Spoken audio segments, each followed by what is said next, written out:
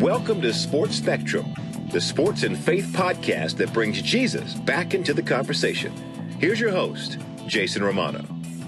This episode of the Sports Spectrum podcast with Danny Kanell, the former NFL quarterback and now sports broadcaster, is brought to you by Compassion International. $38 a month brings you food, education, medical care, and vocational training. That's what happens when you sponsor a child through Compassion. Releasing a child from poverty. It's that simple, one child at a time, and a chance for you to make room at your dinner table to release a child from poverty through Compassion International, the most trusted child development ministry in the world. Here's the website, compassion.com/sportspectrum.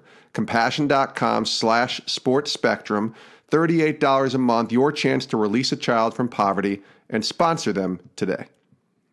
On this episode of the podcast, we welcome Danny Kanell to the show. Danny, if you know sports, you know Danny Kanell, the longtime NFL quarterback, selected in the fourth round of the '96 draft by the New York Giants and played with New York, Atlanta, and Denver.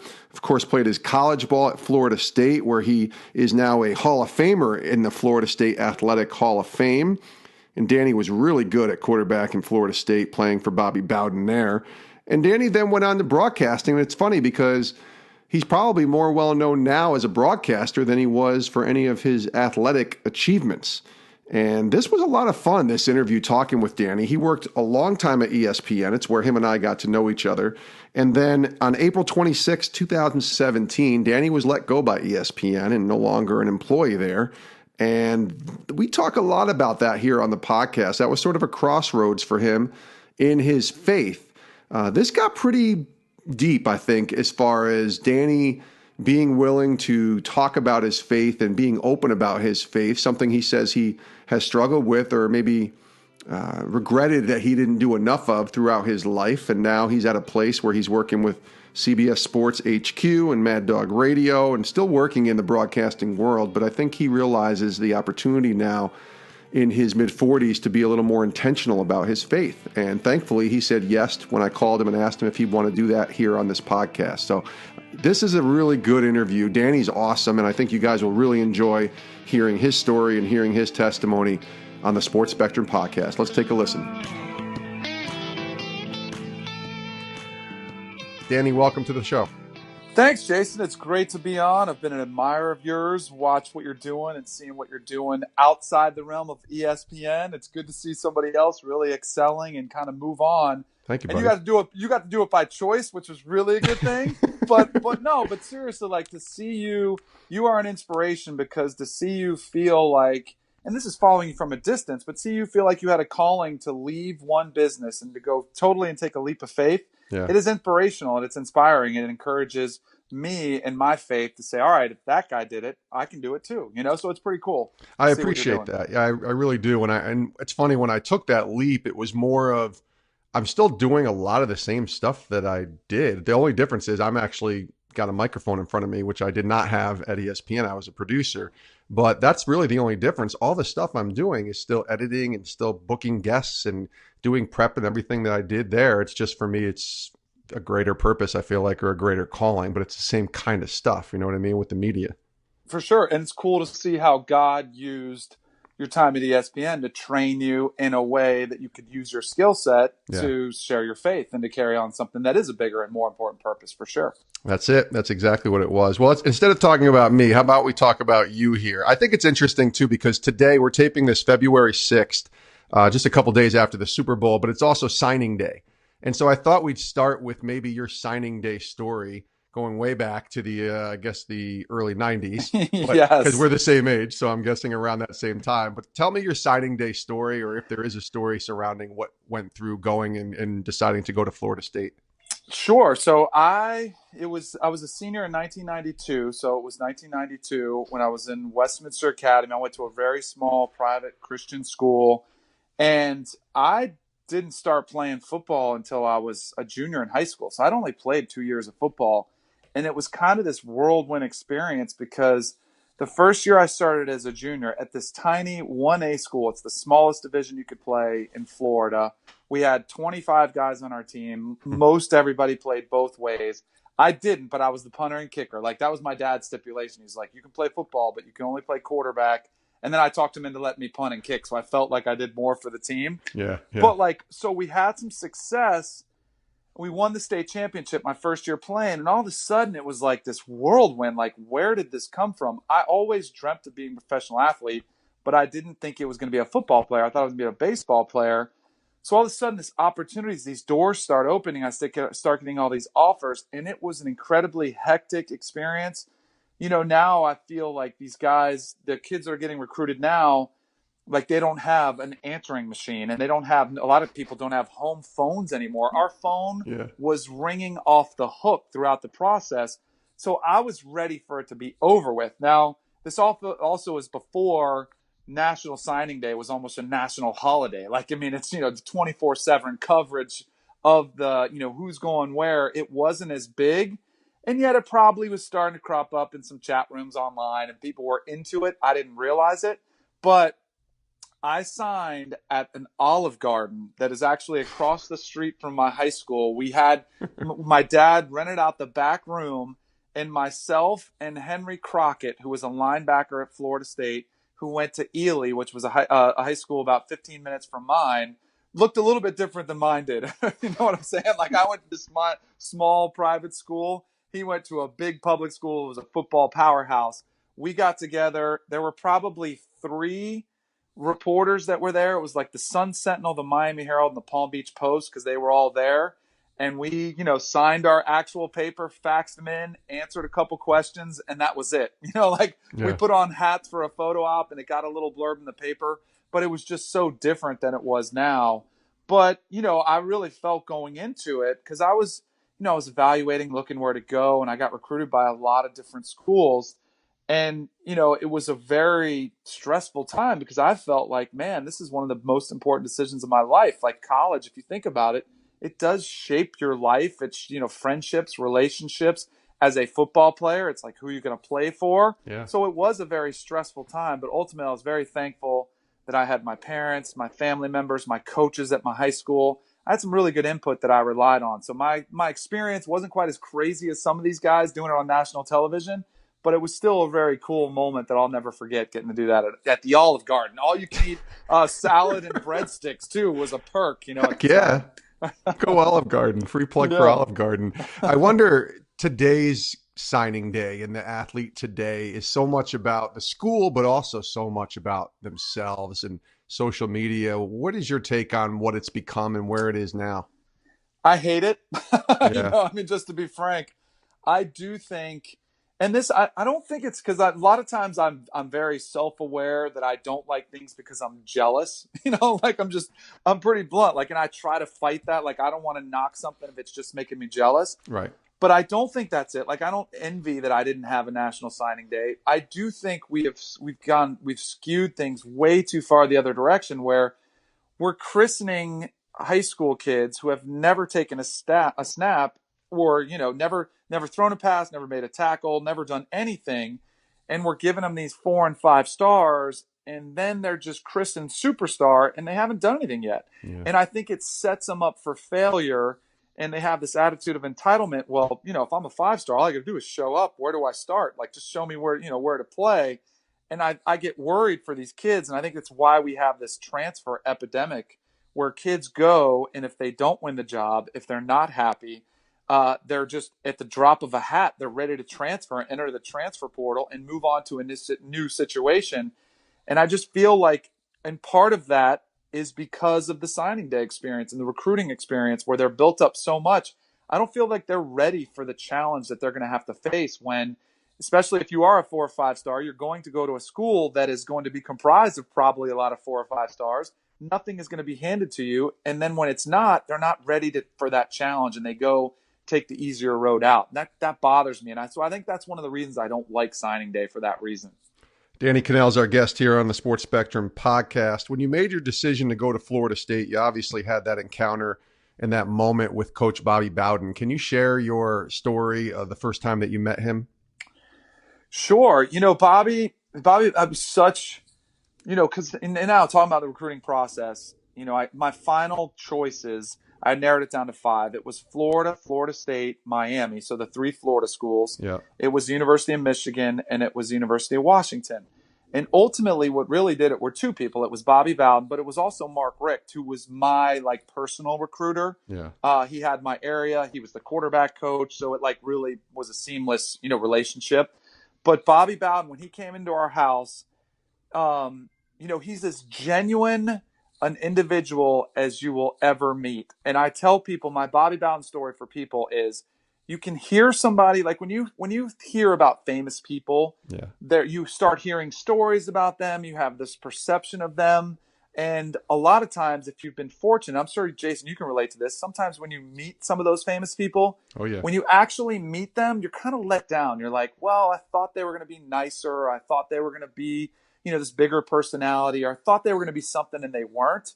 And I would say by far, when people meet Bobby Bowden, he exceeds your expectations. And I think it's across the board. No matter if you're a recruit, no matter if you're a parent, no matter if you're a janitor, no matter if you're at the airport and you run into him and just stop him in the middle of the airport to get a picture, he will exceed your expectations. And I thought that's what it was, because it was this personal relationship that we developed with my family. And he came in there and he didn't even talk to me. He was talking to my parents. And I think that is his secret sauce, is that and he'll even say this, he recruits the mamas. He'll call me oh, I love my mamas and grandmamas. And, he goes after the parents because he realizes a lot of times they're the most influential person in the decision.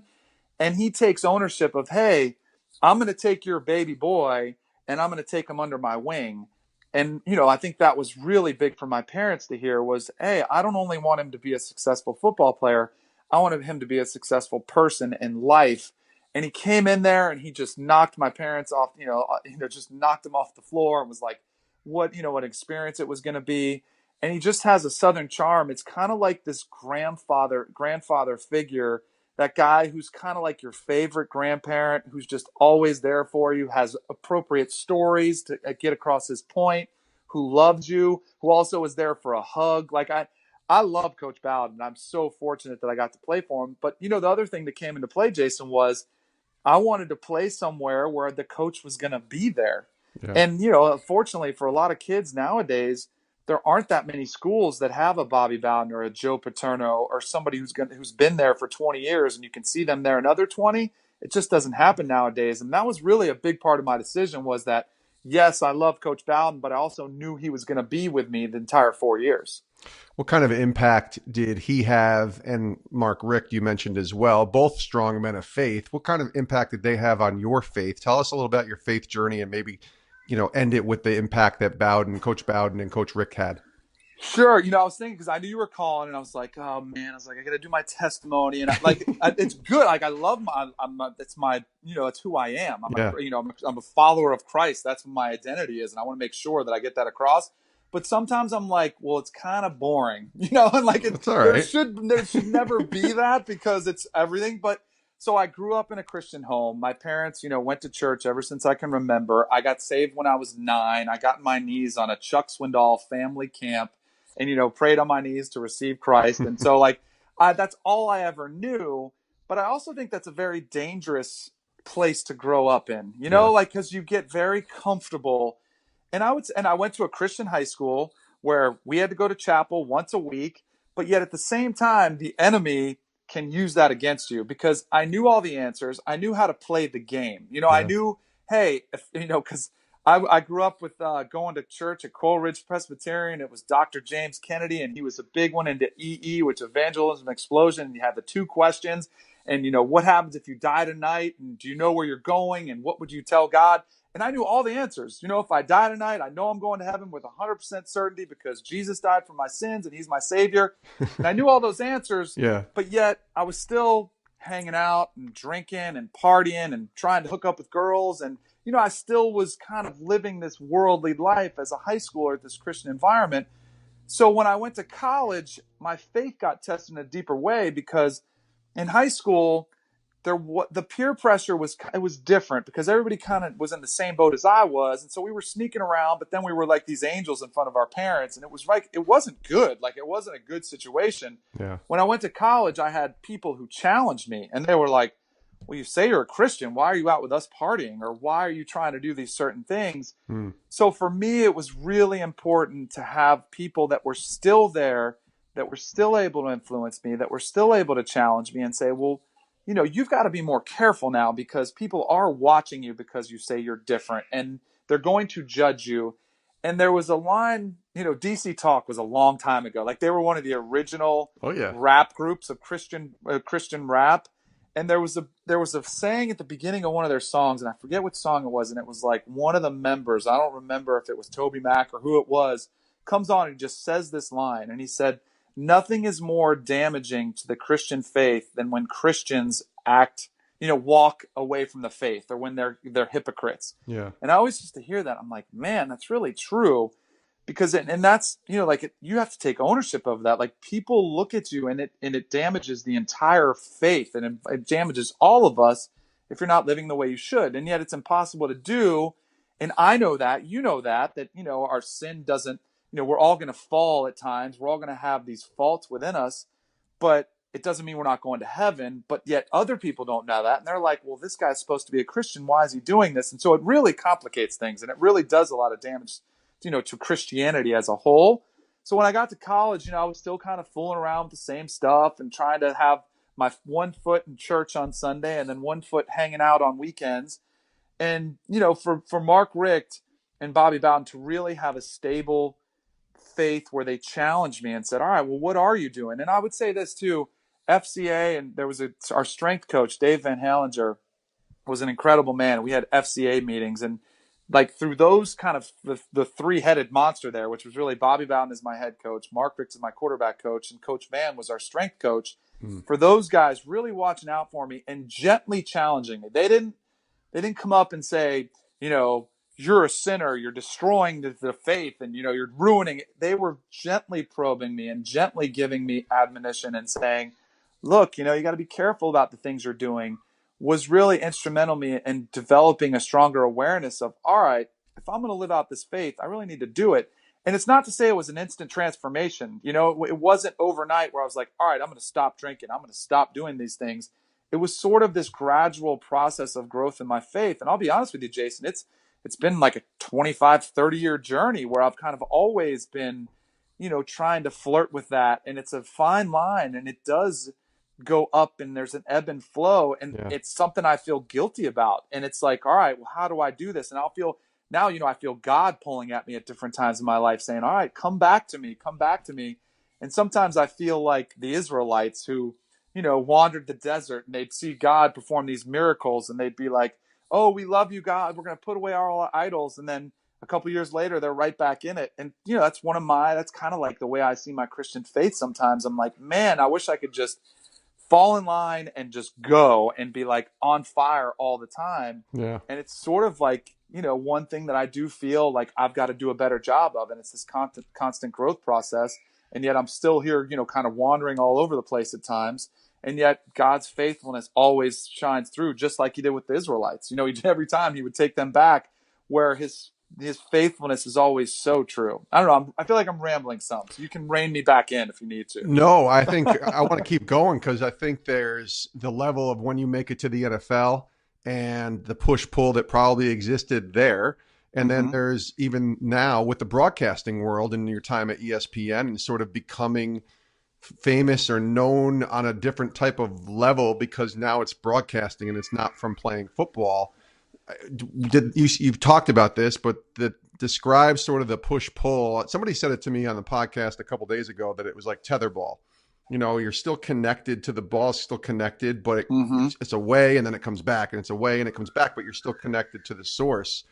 And I thought that was a really good analogy. When you're in the NFL, and then even as you come into the broadcasting world, same kind of struggle that you had as you were struggling with being in the world, but also being a Christian when you were in college? Absolutely. And so here's one of the things, again, like it's not something I'm very proud of, but I was aware of the dynamic of the damage I could do to Christian faith if I was too involved. And like, I don't want to seem like I was out partying every night, but I would feel this sense of guilt. Like if I would go out with the guys, or when I was single, if I was meeting different girls and I was bringing up, it was fun and I was having a good time, So, but I knew the damage would do if I was this on fire Christian. So I kind of was quiet about my faith. And I feel kind of guilty about this looking over the back of the course of my Christian life. But like my intent inside was, I don't want to be this guy who's always approaching guys saying, hey, come to Bible study, or look at me, I'm a Christian. Look at me, I love Jesus. Yeah. And then at the same time, because I saw the conversations that were had in locker rooms and in business and in life, when people would say, oh, that guy's a Christian, they kind of roll their eyes like, yeah, right, because he's still out there carousing or doing whatever, still living worldly. And so I kind of got like, just my defense mechanism was, well, I didn't want to do damage, so I don't want to be a phony. So I would just kind of keep it to myself, which I think is probably a flaw in me, that I, missed opportunities. And it's something I'm constantly working on, is being like, all right, I need to be more vocal about my faith. I need to be more open with it, so that I do take more of a stand. And I think I do. I think God, like the story of when you get to heaven and God says, well, this are some of the blessings you missed out on. Yeah. I still look back and I wonder, like, man, if I would have been on fire and really lived, like, what did I miss out on? And yet, it's just, I realize at the same time, it's part of my process and part of my growth as a Christian and getting more confidence in my faith. And there was also, this is again, like, it's something I'm not proud of, but there was also something, and this has happened at every career, was it in the NFL or was it in broadcasting, wherever I've been, is, well, if I say I'm a Christian, is that going to hurt me in my standing at work? Like whether it's, if I play for a coach that, doesn't like the God Squad, do you get mocked? Are they going to elevate somebody else because they're not a Christian? Or if I'm vocal about my faith in broadcasting, are they going to hold it against me and not put me on the same platform, or not going to, they're worried I'm going to be preaching on the radio or on TV. Is that going to hurt my standing? And so I feel like I've been a little bit more timid, throughout my life, worried too much about consequences, as opposed to, man, God will handle it, and that's one thing, like when I get let go from ESPN, I'm like, what an idiot I was. Like I was timid in my faith, and yet here I ended up getting let go anyway, and like, what good did that really do? Right. And same thing in the NFL. Like I had this platform, probably didn't maximize it. I ended up getting cut anyway in the end. I wasn't great in the NFL, but maybe I could have done more in what matters more, in spreading my faith and spreading my Christianity, if I just hadn't worried about it and let God handle things. It's an ongoing battle, and going and being more bold, and something I'm working on and trying, when we were texting back and forth about this, I've been praying about more opportunities to share my faith and get out there and really be more bold in my faith. That's good. I think your struggle is very real, and I think it's a very normal thing for a lot of guys, whether they're on a platform like you have or not, because I struggled with that for many years. It's funny, Danny, when I left ESPN, and it was just a couple months before you were let go, I had people come up to me and say, thank you for being open about your faith. I'm a Christian too, and I've known this person for 5, 6, 7 years and never knew. Because you're always afraid, if you brought this up at work or if you had this conversation, that it was going to either, like you said, hinder them in their growth, or it was going to be frowned upon just to even have those kind of conversations in a place like ESPN. Did you ever have those conversations though? Because you look back and you say, I'm ashamed, or I missed out on opportunities, but were there times where you were able to have a conversation? Maybe it was with somebody who wasn't a Christian, and even go a little deep into the faith element of your life and how much it means to you. I do, absolutely. Like, and whether it was in my professional career in the NFL or whether it was ESPN, absolutely had opportunities where I got to develop deeper relationships. There was a backup quarterback with me in Atlanta, Tony Graziani, and we were competing for the same job. And I remember he was just married, he just had a kid, and I could tell, like, there's different times you can tell when God opens a door for different people. And I could tell, like, he used our friendship and our relationship to open up for a door for Tony Graziani and his family to kind of grow closer to God and to develop a relationship with God that I don't know would have happened. And I totally saw it as a God thing, that he placed us together and one of us was going to get cut, and we knew this. And yet through it all, like, one of the things that God opened was us to be able to talk about our faith. And he had a lot of questions and he started asking me about it. And again, it wasn't a lot, but he kind of knew that I was a Christian, so it opened up that door of faith. And at ESPN too, I think it's sometimes you never know what God is going to do and how he's going to use you in different situations. Like I'll say this, I had like when I was on the radio, for 2 years, I was on ESPN radio with Ryan Russillo, and there were probably, I would say probably 7 or 8 times in our conversations where I would say, I'm a Christian, and on air.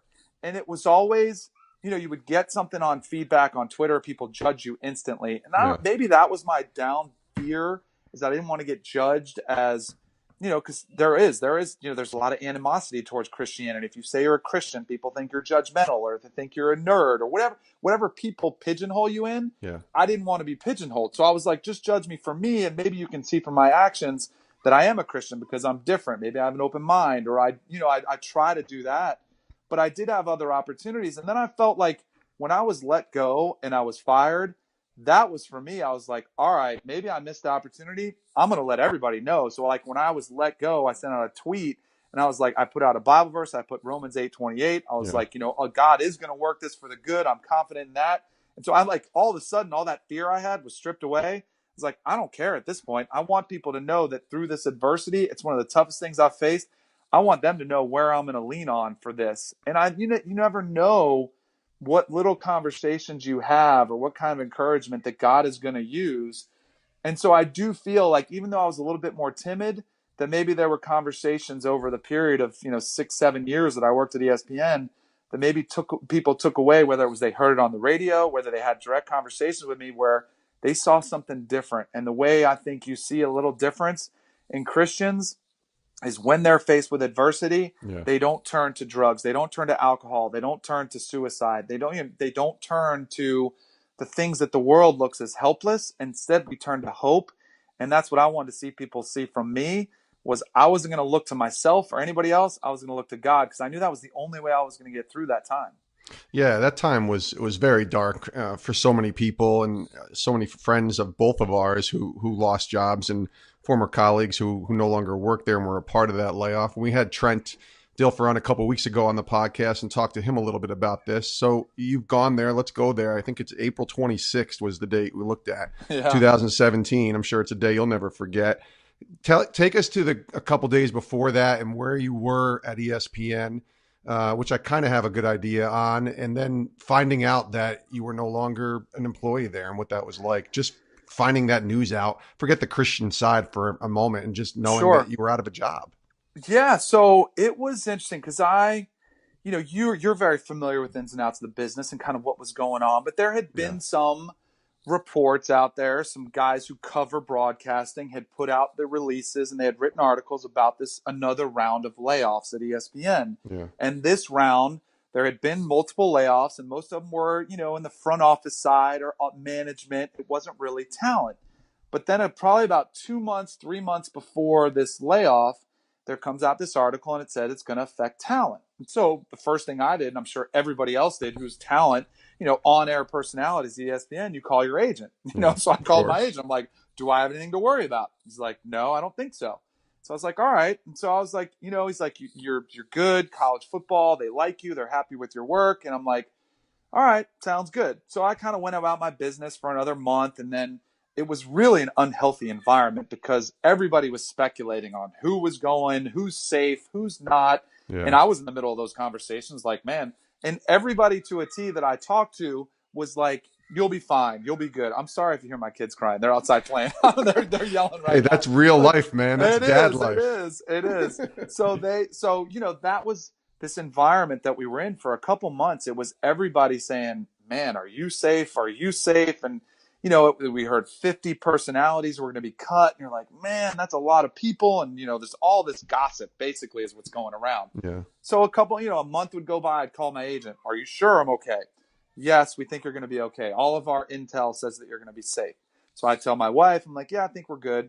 In the back of my mind, I did think I was good. I was like, you know what? Most people that are expendable aren't people who move their family to Bristol or to Connecticut to really, be there full time, because I had been there. And like most college football analysts or NFL analysts, this, they commute, they come in, they leave. Right. So I did a lot for the company.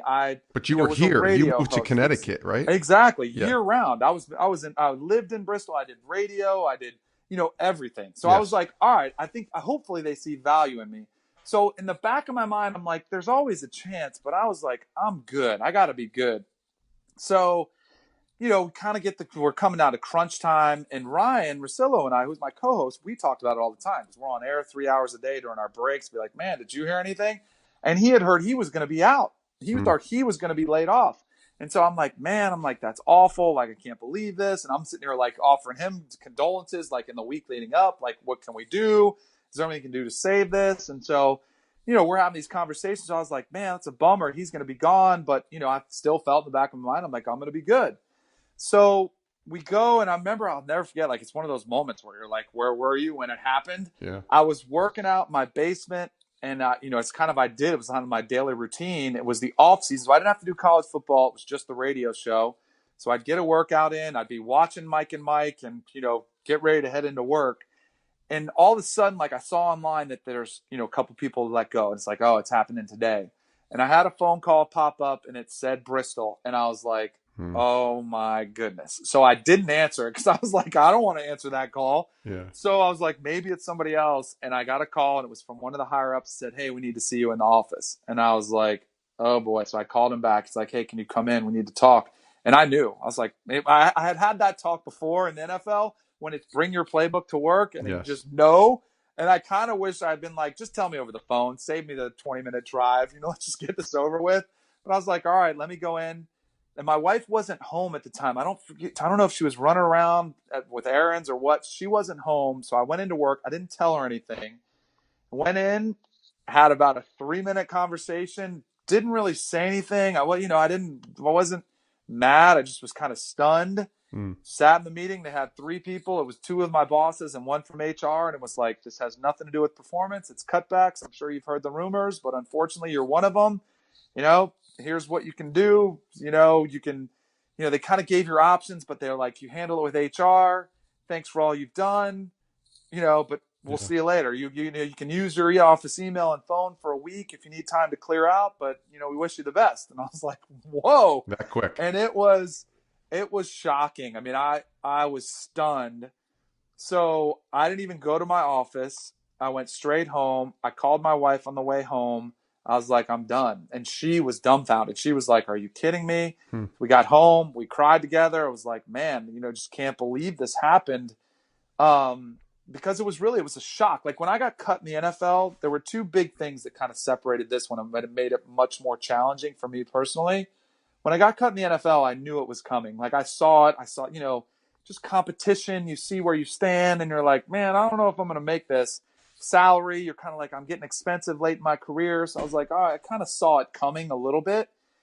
And the other big difference was I was in the NFL and got cut. I was single. It was just me. Like, I knew, I had done that. So now I had a family. I had kids in school. I had a house. We're not from there. All this stuff. And it was like, whoa. And that was probably the biggest challenge for me was, if I was alone, like, I can suck it up and make it through this. I'd been cut before, but it was really helping them and being like a strong presence. And yet it was devastating to me, to my ego, to my career. I'm thinking about all this. My kids are coming home and they're like, Dad, what'd you do? Because they're thinking fired. They don't understand the difference in corporate layoffs and getting fired. They're like, what'd you do? Yeah. Then they go to school the next day and kids are asking them like, yeah, your dad got fired. Like, it was really, really a tough situation.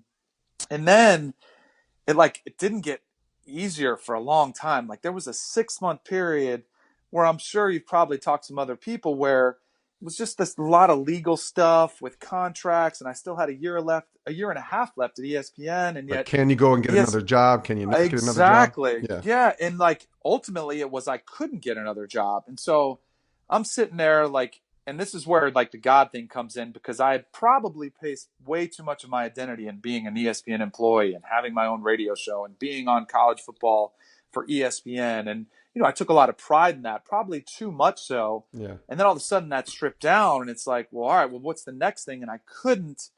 And then there's these complications with, I had to negotiate an out, and there's pride and there's anger, all these things. I'm like, holy cow. And then my family's like, where are we going to live? Like, are we still going to stay in Connecticut? Ultimately, like, it was a lot of time spent on our knees, like praying, God, what do you want us to do? Like, where are we going to live? So we come back to Florida, and that's where that's where kind of it was really rough, I would say, for 6 months, where there was all this uncertainty. Every single day I'd wake up and be like, all right, well, what can I do now? I'd call my agent, like, what can I do? Yeah. It was very frustrating. It was very taxing. It was very stressful. But like our prayer was, God, just lead us where you want us. Where do you want us to go? And my wife was an angel for moving to Connecticut. We were both South Floridians growing up, and, it's 80 degrees on Christmas. Yeah. It's just something you're not very used to. And then to be able to come back home, to be around our family, both of our parents are getting older, our kids to be able to have their influence with their grandparents and their cousins and family members, and then just to see other opportunities open up at different companies was, amazing for me to get to build new relationships and to get back in Florida and just to really see like God saying, I've got this. Like, you just relax. I'll take care of this. Was really like an encouragement for us in our faith to see, all right, because sometimes what it does take, like, you get comfortable and things are good. Yeah. And then all of a sudden something rocks your world.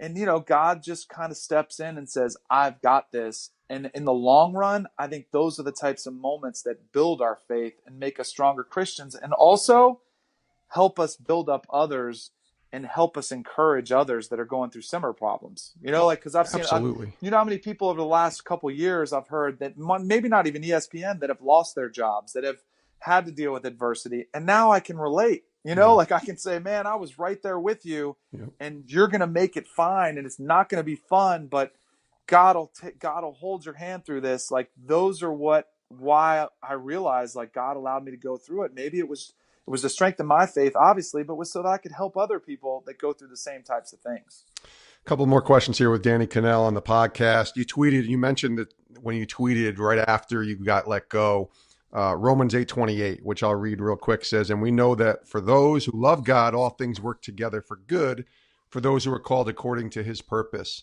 You mentioned that you tweeted that verse, but why that verse? And you still said you struggled for 6 months after that, for many times, uncertainty and all that. So how did that verse really help you immediately after you got let go, and then really through this whole process of trying to figure out what's next?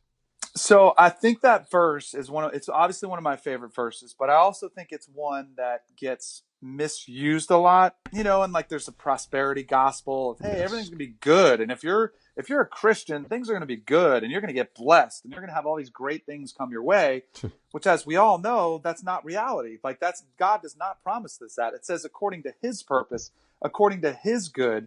And so that was something I had to rely on, say, all right, this might be painful for me and my family right now, but that's not what matters in the long run. It's what's for his purpose and for his good.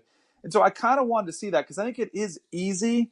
And people say, oh, well, that's easy for him to say everything's good. Or when people put out Romans 8:28, when they just get a new job, like, hey, it's easy. Like, and people look at that and they're probably rolling their eyes saying, well, here we go again. Just the Christian life is this perfect life. And I wanted to put it out there in one of the toughest moments of my life, because I wanted people to see, you know what? My faith doesn't rely on my circumstance. It doesn't rely on whether I'm blessed or not. I'm going to trust God no matter what is going on. And I'm going to trust that this is going to be good for his purpose. And if I do that, the faster I'll start seeing his good. You know what I mean? And I really did start seeing his good come to fruition really fast. And like, it's 6 months is a sliver, it's not. And I look around, like, sometimes I feel like, my problems, and I'm sure people have had way more hardship dealing with sickness and cancer and death and loss. And, they're probably thinking in my turn, like, man, well, it was easy. He played in the NFL, losing a job isn't that big a deal. It was big for me. And that's what matters. Like, everybody has different problems that rock their world in different ways. But no matter what I face, I'm always going to turn to that verse, and I'm always going to look at God's goodness and his purpose as opposed to mine. Because the more I try to fight him on that and make it mine and make it my purpose, the more I'm just going to be running into a brick wall. And, God's going to be saying, hold on a second. You're not what matters. I do. And the faster I can learn that, the faster I can line up into his will, which is really where we find true happiness. Like, I've always tried to pray. And this is, one of those things where I heard it in a sermon when I was younger, because there's the Psalm 37 where God will give you the desires of your heart. Yes. Well, I want my desires to fall in line with his desires so that he can give them to me. Like if I just pray for a new car all the time, it's probably not his desire. But if I pray for an enlarged territory or greater testimony or to use me to your will, then all of a sudden God's going to be filling those desires like I can't handle. And then my cup is overflowing. And then it's like, man, that's the sweet spot of where you want to be. And even though I know that, I still pray for things selfishly, like that's, Sure. and I still try to remind myself, well, you know what? God's desires are what matters the most. And that's what I always pray for is God, let my desires, maybe me asking for a bigger platform is God's desire. He wants me to be able to use my voice, but I want my desires to line up with his so that we can all be on the same page. So tell us all about the work you're doing now. I saw you at the Super Bowl a couple of weeks ago and kind of where God has brought you now.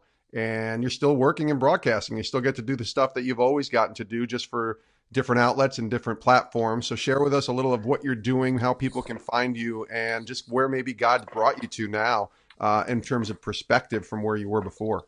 Sure. I'm basically doing the exact same thing I was doing at ESPN. I just have about 3 bosses now that I do it for. Right. So it's a little bit more complex, but I feel so blessed, and I do feel like God has given me a gift to share, to be a good communicator, right?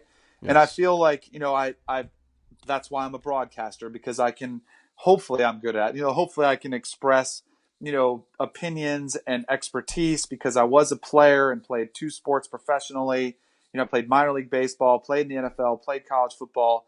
And I think it's the greatest job in the world that I get paid to talk about sports, right? It's unbelievable. Yeah. And so I still do that with CBS Sports HQ, which is a CBS Sports digital platform. I have a daily show that I do with Raja Bell, who played 13 years in the NBA. Yeah. We get to kind of do this hour-long show where you can find us, and it's online. You can watch us on demand at cbssportshq.com. And we kind of have a unique perspective. We talk a lot about our kids. We have a lot of fun. We talk NFL, we talk NBA, we talk college football, kind of all sports stuff in general. Then I also do some college football analysis, NFL analysis with CBS Sports HQ. So that's every day at 10 a.m. And then I hop over and I do a radio show on Sirius XM on Mad Dog, which is channel 82 on on Sirius XM. And so that's with Steve Torrey. So that's a 2-hour show every day. And then I still call games with CBS Sports Network. So I call college football games with them. I kind of do a bunch of stuff. I'm just all over the place, but I'm busy and I love it. But one area I'm trying to push myself, and kind of, you've heard me say this throughout, is I am trying to push myself to be more open about my faith. So I've got some things cooking in the podcast arena, which is, you're killing it in this space. Okay. I am looking at doing something faith-based in this space. And it really came about because of my oldest daughter. I was talking to her one day, and she plays golf, and we're out in the golf course, and she's 11 and she's on YouTube and she wants to be famous. And I'm kind of like precautioning her. I'm like, be careful. I'm like, Yeah. Why do you want, be careful where you go. And so she knows I have a lot of followers. And she asked me one day, because I'm not real open about my faith, because I think Twitter sometimes just, it devolves into, when you bring out your faith, just people start commenting, and then Sure. your mentions become this really cesspool of nastiness. And then there's Christians trying to argue with non-Christians. Ugh, that's not what it's supposed to be. Exactly. But my daughter said to me one time, she's like, Dad, she's like, you have all these followers on Twitter. She's like, do you ever tell them about Jesus? And I was like, whoa. I'm like, that kind of smacked me upside the head, because I was like, I do sometimes. When I got fired, I did. And so I kind of convicted me of, man, I want to use this platform more, not just for sports expertise, but to share about my faith. And yet I do, I'm still timid. And I think there is a fine line, because I don't want to be, throwing it down people's, throats with a fire hose. Yeah. But I do want to plant seeds, and I do want to do more. And so it's something I've been praying about, and God has put on my heart. So I do want to follow God's prompting. And there's no way I'm going to sit back and not listen to him, because I've done that way too many times. I've been too more timid. So I do have something that I'm working on, and I'm really excited about it. And I'll have to get that information to you when it kind of comes to fruition. Yeah. But I'm really excited about it. And I've seen what you do, and guys like Brock Heward, Mark Schlereth, and they've been more vocal about the faith. And it's very encouraging for me to see how you guys have done it successfully. So hopefully I can, follow you guys as trailblazers and hopefully make a difference for the kingdom, which is really what we're all in this for. Absolutely. He is Danny Kanell, the former NFL quarterback and the host over at Mad Dog Radio and CBS Sports HQ. Check him out on Twitter. What is it? At Danny Kanell, right? Just very simple, your name. Yep, you got it. Absolutely. Give him a follow there. And Danny, listen, I appreciate you coming on, because I know you you haven't talked a lot about this kind of thing, and I'm really grateful that you were able to kind of share and open up with us a little bit.